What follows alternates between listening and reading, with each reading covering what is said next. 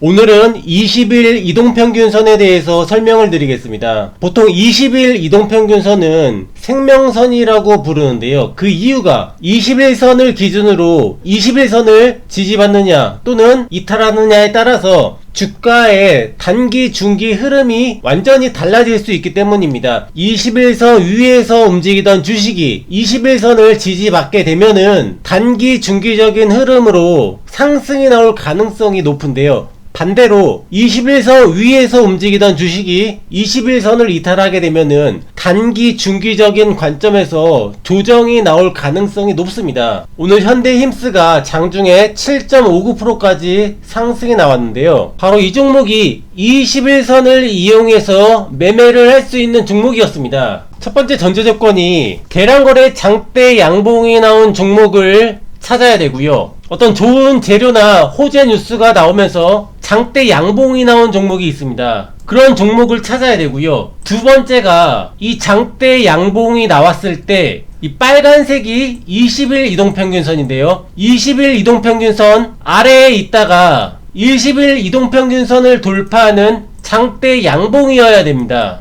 21선을 제가 생명선이라고 말씀을 드렸는데요.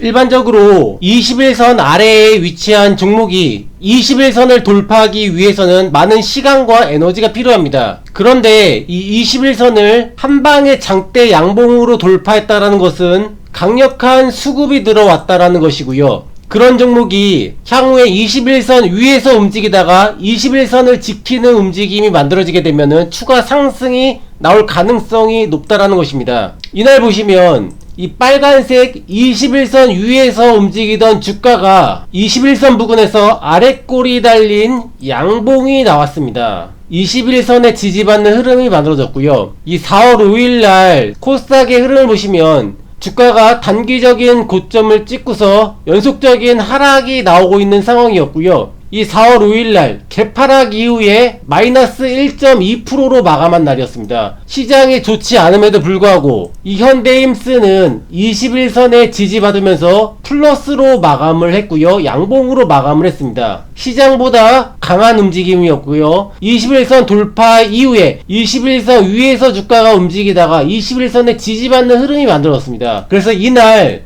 추가 상승이 나올 가능성이 높다라고 판단을 하고 추천을 드렸었는데요. 오늘 장중에 7.59%까지 작지만 수익을 낼 수 있는 상승 구간을 만들어 주었습니다. 같은 관점으로 최근에 한농화성도 비슷한 움직임이 있었는데요. 이날 이 빨간색 21선 돌파 장대 양봉이 나왔습니다. 21선 아래에서 움직이던 주식이 21선을 대량거래 수반하면서 장대 양봉으로 돌파를 했고요. 이후에 21선 위에서 주가가 움직였습니다. 그러다가 21선 부근에 와서 아랫골이 달린 캔들이 만들어졌고요. 21선에 지지받는 흐름이 만들어졌죠. 그리고 나서 주가가 상승 추세를 만들면서 올라가는 흐름이 만들어졌습니다. 이렇게 21선을 지지받느냐 또는 이탈하느냐에 따라서 단기적인 관점, 중기적인 관점에서 큰 차이가 만들어질 수가 있고요. 종목뿐만 아니라 지수 차트에서도 21선은 굉장히 중요한 역할을 하는 경우가 많이 있습니다. 최근에 코스닥 지수가 이 빨간색 21선 위에서 주가가 움직이다가 21선을 이탈하는 움직임이 나왔고요. 21선을 이탈하고 나니까 주가의 움직임이 이전의 흐름과 완전히 달라졌습니다. 견조한 우상향의 흐름에서 하락 변동성이 커진 시장으로 변했고요. 특히 이 빨간색 21선과 이 파란색 5일선이 데드 크로스가 만들어지게 되면은 한동안 주가는 조정이 나오는 경우가 많이 있습니다. 데드 크로스라는 것은 이동평균선의 위치가 바뀌는 거고요. 이 구간까지는 이 5일선이 이 빨간색 21선 이동평균선 위에 위치해 있는데요. 21선 이탈하는 장대 음봉 이후에 주가가 반등이 나오지 않고 21선 아래에서 움직이는 기간이 길수록 이 빨간색 20일 이동평균선과 이 5일선이 위치가 바뀌게 됩니다. 5일선이 21선 아래로 내려오게 되고요. 이렇게 5일선과 21선이 데드크로스가 발생을 하게 되면은 주가는 한동안 조정이 나올 가능성이 높다라는 것입니다. 지금 시장이 그런 시장이고요. 이전의 흐름도 보시면 이런 구간을 볼까요? 주가가 상승이 나오죠. 그러면서 5일선과 20일 이동평균선이 우상향 하다가 이 빨간색 21선을 이탈하는 음봉이 만들어집니다. 이후에 21선을 빠르게 회복하지 못하고 21선 아래에서 주가가 움직이는 날이 많아질수록 이 빨간색 20일 이동평균선과 이 파란색 5일선이 데드크로스가 발생을 할 수가 있고요. 이 데드크로스가 발생을 하게 되면은 주가가 한동안 조정이 나올 가능성이 높다는 것입니다. 지금 이 구간 말씀을 드렸는데요.